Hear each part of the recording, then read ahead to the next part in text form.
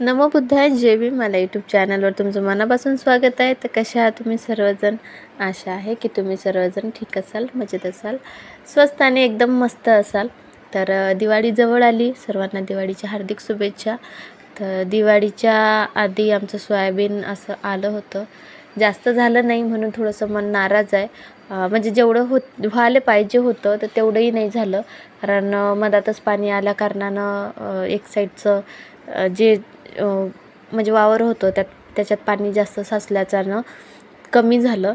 तर तरी 8-8.5 क्विंटलचा म्हणजे 8-8.5 क्विंटल झालं म्हणून असं आशूचे बाबा सांगत होते. 8.5 क्विंटलपर्यंत भरलं म्हणत. तर इथं आमच्या वावरात रात्रीच्या टायमाला काढले होते हे सोयाबीन. ती रात्री मामाजी वावरात झोपायला गेले होते आणि सकाळी दुसऱ्या दिवशी असे कट्टे घेऊन जाणं सुरू होते.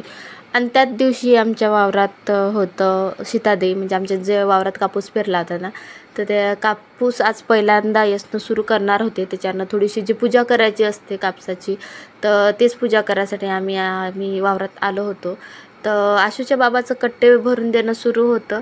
तर तेवढ्या टायमात मी तेवढा व्हिडिओ शूट करून घेतला आणि लगेच आम्ही इकडे पराटीत आलो होतो. पराठीची पूजा करायसाठी, की जेणेकरून पहिला कापूस जो येत असते त्या पहिला कापूस वेचायला सुरुवात झाली पाहिजे म्हणून.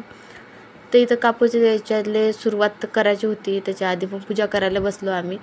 तर घाई एवढी झाली होती की सगळं तर आणलं होतं पण माचीस घरीच राहिली होती. तर माचीसाठी धावपळ करत आशूचे बाबा अजून गेले होते आणि माचीस घेऊन आले.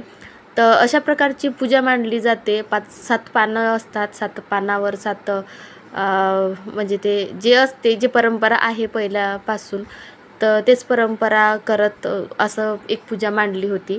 आणि पराठीच्या झाडाला झोका बांधायचा असते. त्याच्यात पराठीचं फूल घ्यायचं असते. आणि त्याची आता ज्याच्या इकडे पराठी पेरत असतील त्याला ते सगळं माहीत असेल, पण ज्याच्या इकडे नसतील पेरत त्याच्यासाठी मी जवळून शूट केला हा व्हिडिओ. की असे 7 पानं मांडल्या जातात. 7 पानावर 7 असे बारीक बारीक गोटे म्हणजे दगड ठेवल्या जातात. त्याची पूजा केली जाते, नैवेद्य केला जाते.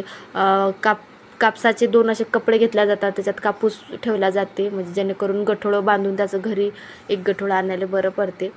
आणि पराठीच्या झाडाला असा झोका बांधला जाते. आणि त्या झोक्यात असं पराठीच्या फुलाचा असा गोप्या म्हणतात त्याला, तसा गोप्या तयार करायचा असते आणि तो त्या पाळण्यात झोपू घालायचा असते.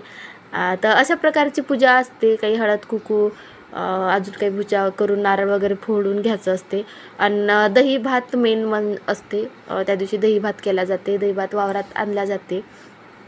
एक जण दही भात फेकते, त्याच्या मागे एक जण पाणी फेकते.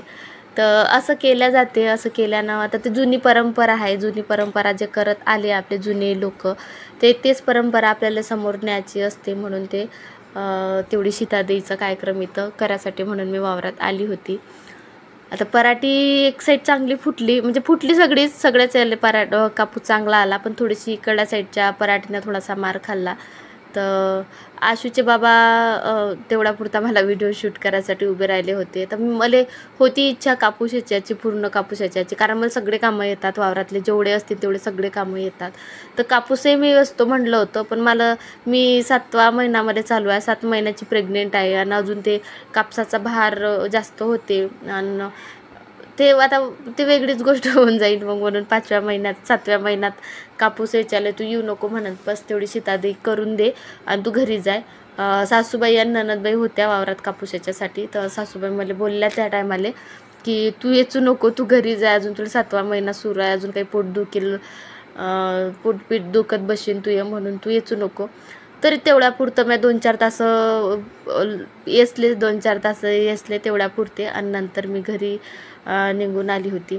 आता कापसाचं कसं असते की मी पहिल्यापणापासून वावरातले सगळे कामं केले, म्हणजे शिक्षणही झालं आणि त्याच्यासोबत वावरातले कामही करणं म्हणजे नाही का, घरच्याची मेंटॅलिटी कशी असते की बाबा तुला उद्या घर कसं भेटते कसं नाही, मग त्या हातात सगळे कामं असणं महत्त्वाचं आहे.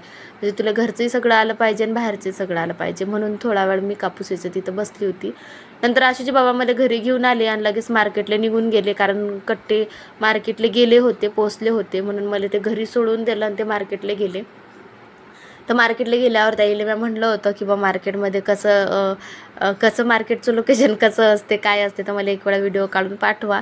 तर ताईनं इथं व्हिडिओ काढला होता. तर इकडल्या साईडचा जो पहिला गंज येते तो आमचा आहे आणि हे बाकीचे बाकी म्हणजे दुसऱ्या ह्याच्यात. तर दिवसभर आशूचे बाबा बसले होते, दिवसभर माप झालं नाही काही नाही. शेवटी संध्याकाळी 6:30 ते 7च्या दरम्यान माप झालं आणि तेव्हा भाव भेटला. तर भाव काही जास्त भेटला नाही, भाव फक्त 4100 भेटला, म्हणजे 4100 एवढाच भाव भेटला. आणि सोयाबीन झालं 8.5 क्विंटल. तर तुम्ही आता अंदाज लावा त्याप्रमाणे किती पैसे आले असतील. आणि आता कारंजाचं हे आहे, कारंजाचं अळत आहे, कारंजाचं मार्केट आहे. आता तिथं जेवणाची अप्रतिम सोय असते, खरंच असते. आता जेवण करायला बसले होते आशूचे बाबा, तर त्याचं पूर्ण जेवण झाल्यानंतर मी फोन केला होता ताईला. तर ताईनं म्हटलं मी जेवण करायला बसलो. तर ताईला म्हटलं होतं एक व्हिडिओ काढून मला पाठवा की 5 रुपयात जेवण मार्केटमध्ये कसं भेटते. म्हणजे गरिबासाठी खरंच हे चांगली सोय आहे कारंजा मार्केटमध्ये, की 5 रुपये द्या तुम्ही, फक्त 5 रुपये द्या आणि पोटभर जेवण करा.